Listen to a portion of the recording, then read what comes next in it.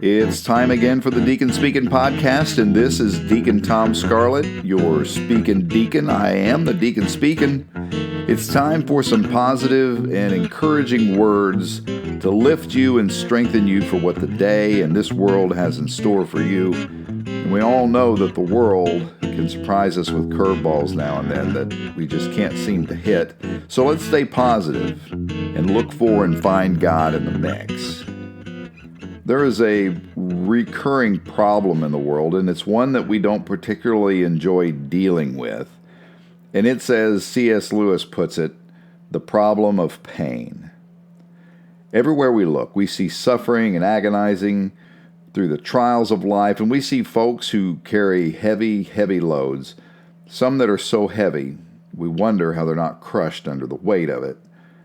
And pain comes in many different shapes and sizes.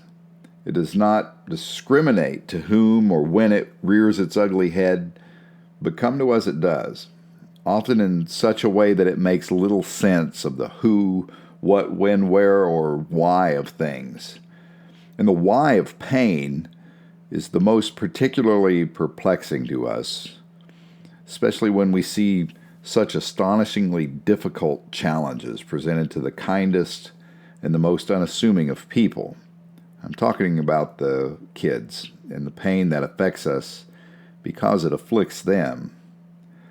It's one of the most difficult things in this life to bear, and perhaps one of the heaviest crosses to carry.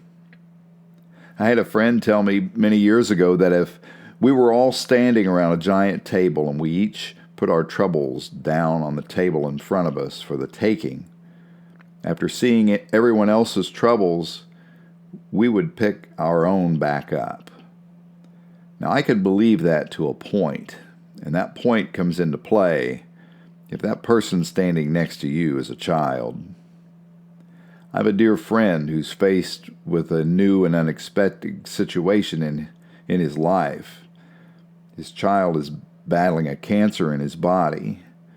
And when I got a call from him after he received his son's PET scan results, the man on the other end of the call was broken into a million pieces for his child. That man would pick that problem from the table without a second thought and trade his son without hesitation. And we feel an amount of pain out of love, but not the full overwhelming depth and breadth of it, not in the least. But our hearts break and our souls tremble. I've seen pain do things to people, many things that change and alter them forever. Pain shapes and it transforms. It moves things out of the way and it creates obstacles, often by doing so. Pain gives us choices to make, some of them quite difficult, with an outcome of only more pain to come. But in the choices created by pain, I've seen for the most part two key decision points to consider, and often this consideration is a reaction, but the decision is in how to treat God in the pain.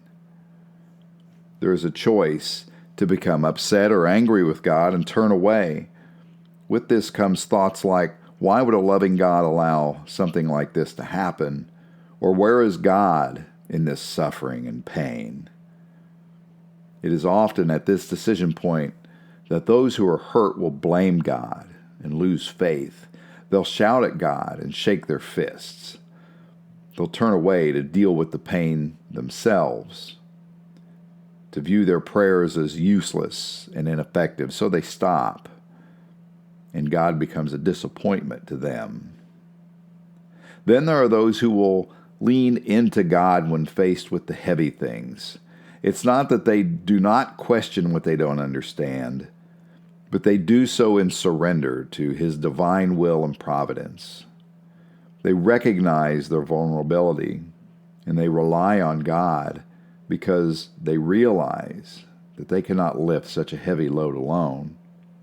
And they find God through the pain, and they feel love despite the hypersensitivity that pain brings. They recognize God in the slow motion that pain delivers, and they find respite in the grace poured upon them to bolster them for the journey. And as the pain intensifies, they yearn more for God, and they long for His closeness in their lives because they understand at that point the suffering of Christ and the weight of His cross that He carried for us, His children, whom He loved so much that He carried that heavy weight for us. Likewise, in God, He suffered the weight of a father's love for His child in pain and bolstered him with His love in order to strengthen him for his journey, the love of a father and the love of a son. It was through pain that He saved all of humanity and defeated death. That is the problem with pain. It makes it so very difficult to accept its terms and understand the outcome if we do not lean into our longing for a closeness with Christ and give ourselves over full to Christ through the pain and find Him everywhere that we look for Him. We may never reconcile in our lifetimes the pain in this world and the seemingly lopsided rationing of the most difficult of scenarios to the innocent and the most vulnerable. But in those scenarios, we can choose to find God or to lose Him. We can seek that respite of grace He pours out to us while we question. We question, but we seek comfort in faith. Christ carried His cross for all of humanity, and God the Father never left Him and never wavered. The Father strengthened the Son through His pain and saved our souls in the meantime. My friends, we're called to strengthen each other as well and help our brothers and sisters in need.